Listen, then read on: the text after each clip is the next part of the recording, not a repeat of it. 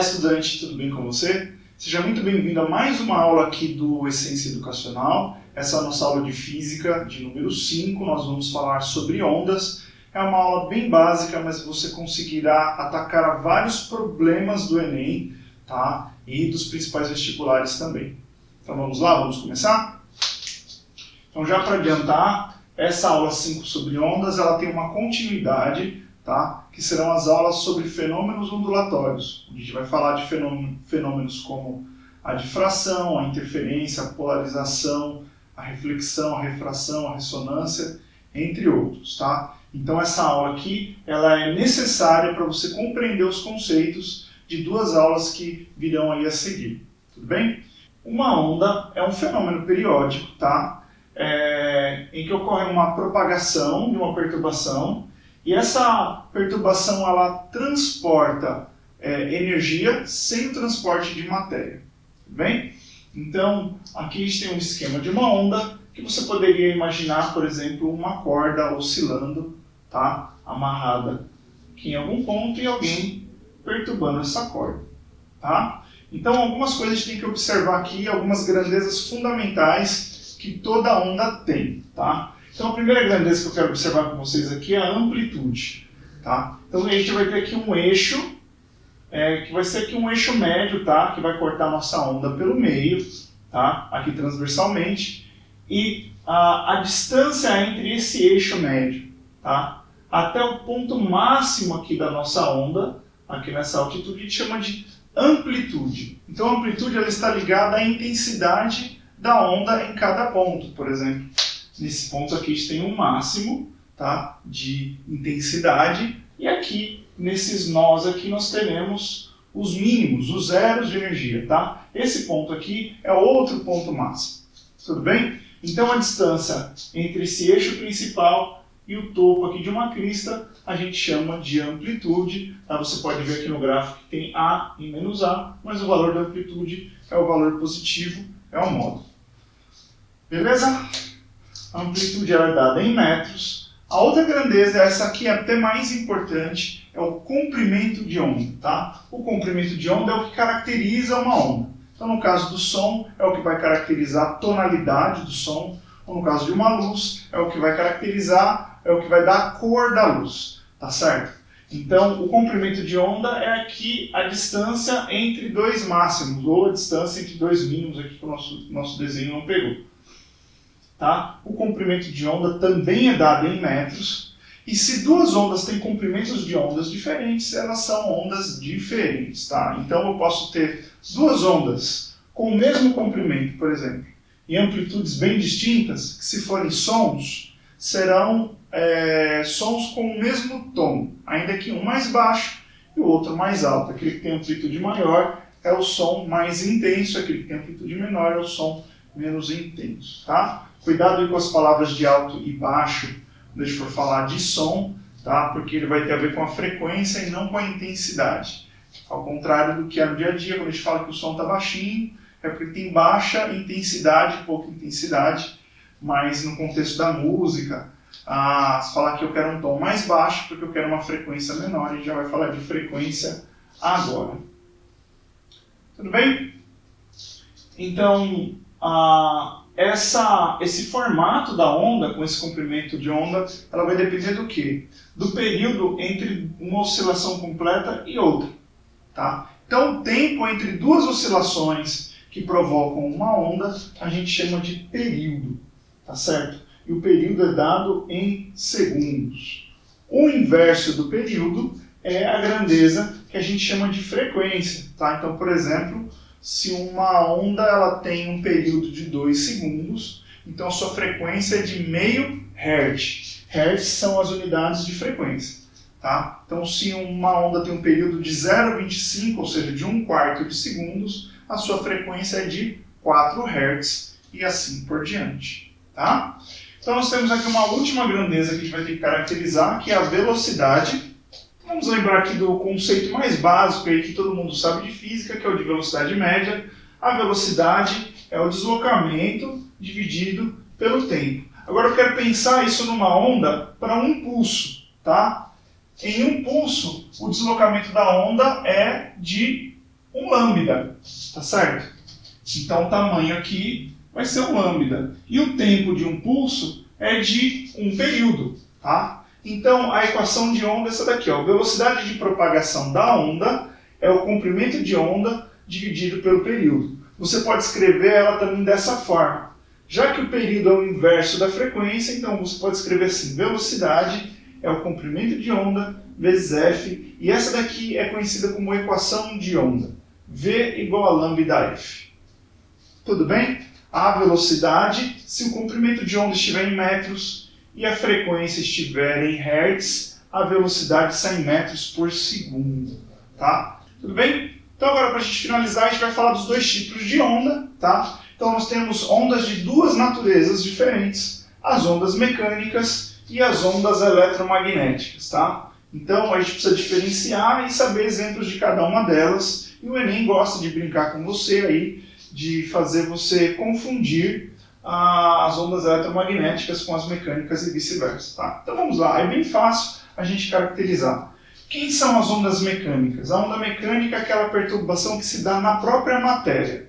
Tá? Por exemplo, uma onda numa corda, essa energia ela se propaga na corda. A corda seria um meio material. Tá? Sem corda, não tem onda na corda. Tá? Outro exemplo de onda mecânica é o som. E esse exemplo aqui ele é campeão de prova. Tá? O que seria o som? O som é a propagação de uma vibração na matéria. Tá? Não só no ar, o som pode se propagar na água, ele pode se propagar numa barra de metal e assim por diante. Tá? Aliás, em meios gasosos o som tem uma determinada velocidade, nos meios líquidos essa velocidade é maior e nos meios sólidos essa velocidade é maior ainda. Tá? Quanto maior a densidade aí do nosso meio, tá? Quanto mais perto as moléculas estão, maior é a velocidade de propagação do som. Tudo bem? Então, só para te definir direitinho o que é som, o que seria o som? O som é uma perturbação que ela é perceptível aos ouvidos humanos. Tá? Por que eu estou falando humanos? Porque aquilo que um outro animal ele percebe como som, não necessariamente é som para a gente, o que a gente percebe não necessariamente é perceptível para ele. Eu quero dizer que nós escutamos uma frequência muito específica, que é essa daqui. Ó. O som percebido pelo ouvido humano vai de 20 Hz, esse é o som mais grave que a gente consegue perceber, tá? Até 20.000 Hz, que seria o som mais agudo. Abaixo aqui do 20 Hz seria o infrassom, tá? E acima do 20.000 Hz seria o ultrassom.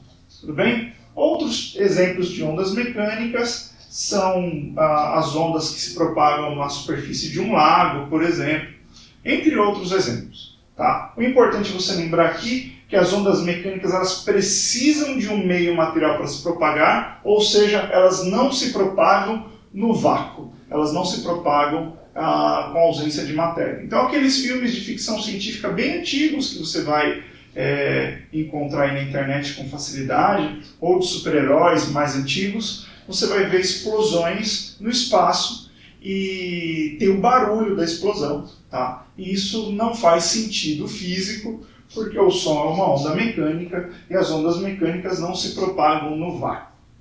Tudo bem? O outro tipo de onda é a onda eletromagnética, tá? Que é uma família um pouquinho maior.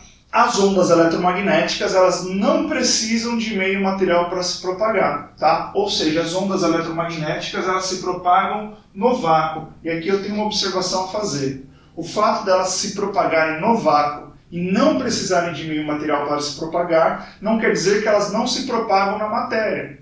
Tá? Por exemplo, a luz, que é o nosso primeiro exemplo aqui de onda eletromagnética, ela pode se propagar no vácuo. Dessa forma a gente vê a luz das estrelas atravessando o universo, que em grande parte é feito de vácuo, tá?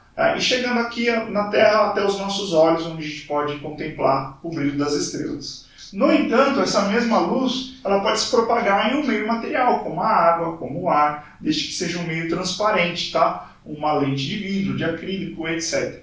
Tudo bem? Então elas não precisam de meio material para se propagar, mas se esse meio material for transparente para esse tipo de onda, ela se propaga no meio. No entanto, quando uma onda muda de meio, tá? Ela sai, por exemplo, do vácuo e vai para se propagar na água, a velocidade dessa onda muda, tá? Esse fenômeno a gente chama de refração, mas isso é assunto para outra aula aqui na sequência de vídeos que você vai encontrar aqui adiante, tá? Então, outros exemplos de ondas eletromagnéticas é o raio-x, está muito utilizado aí na medicina já há muito tempo, tá? Para fazer exames para ver os ossos e fraturas, etc. Tá? Os raios gama. Raio gama é a radiação mais energética que tem, tá? Ela é oriunda de reações nucleares, tá? Como em usinas nucleares ou bombas atômicas, etc. Essas usinas e bombas elas vão propagar uma radiação, tá? Liberar uma radiação extremamente energética, extremamente danosa aos seres vivos, tá? Que são os raios gama. Então o próximo é o infravermelho. Tá? O infravermelho é uma radiação invisível e ela está muito atrelada ao calor, porque todos os corpos que têm uma temperatura diferente do zero absoluto, elas vão irradiar ondas eletromagnéticas. Tá? E o tipo de onda eletromagnética que vai ser irradiado depende da temperatura.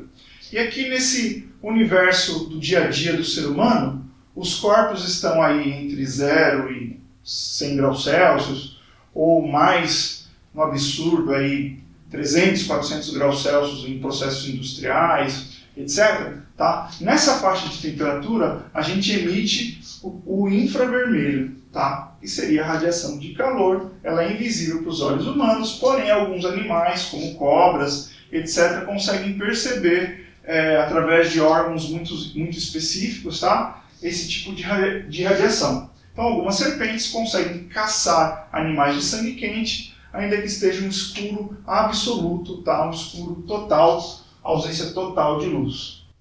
Ultravioleta, essa radiação ela vem do Sol, tá? Ela é danosa para a nossa pele, por isso que nós usamos filtro solar, tá? Também conhecido como filtros UV. Tem dois tipos de ondas ultravioleta, que é o UVA e o UVB.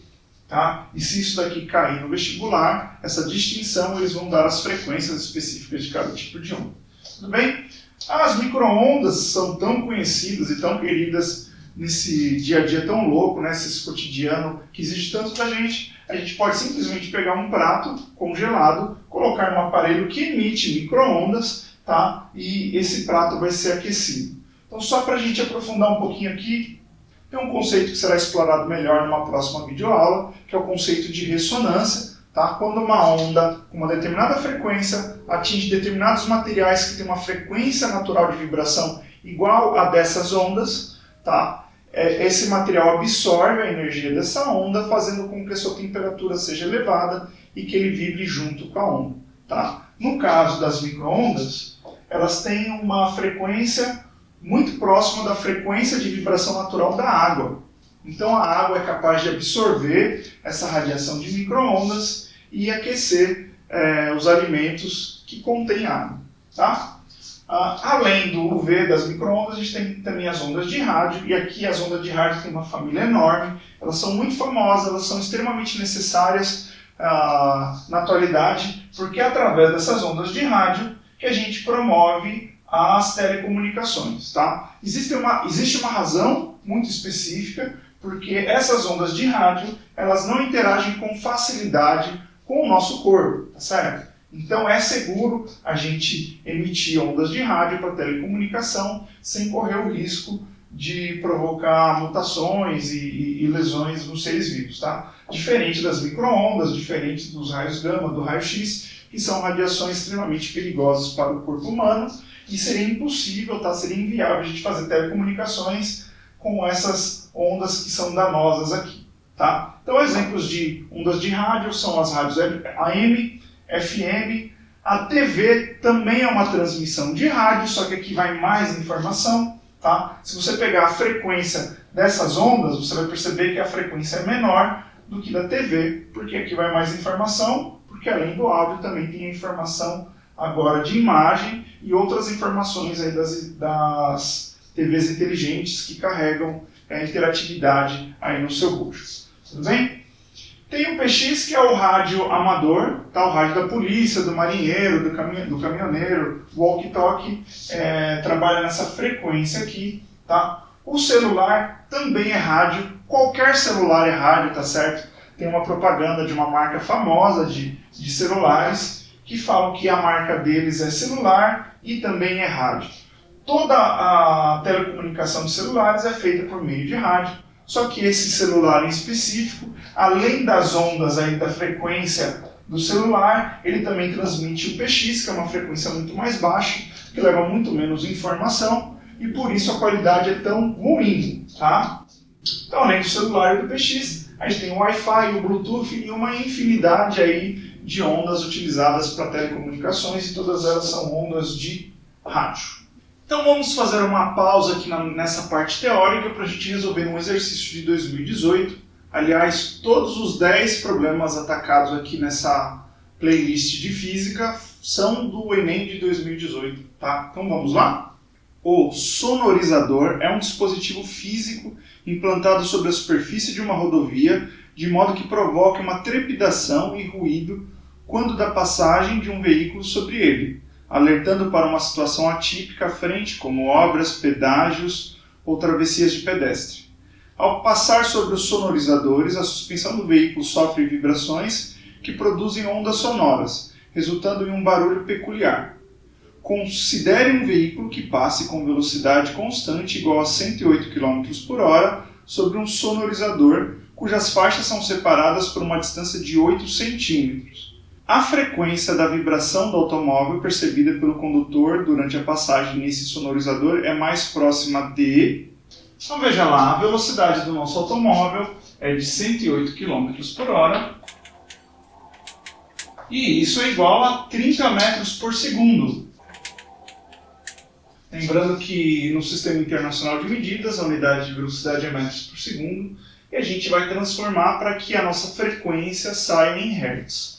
Tudo bem? Ele fala que a distância entre dois sonorizadores é de 8 centímetros, ou seja, o carro vai passar em cima de um, ele vai percorrer mais 8 centímetros até passar pelo segundo, tá? Então nós queremos calcular esse tempo entre a passagem de um sonorizador e o seguinte, tá? Isso seria o período de perturbação da nossa onda. Então, aqui a distância vai ser de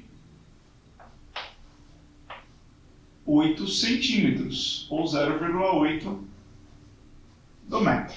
Tá? Então, primeiro a gente calcula aqui o período, tá certo? Olha lá, velocidade média é ΔS sobre ΔT.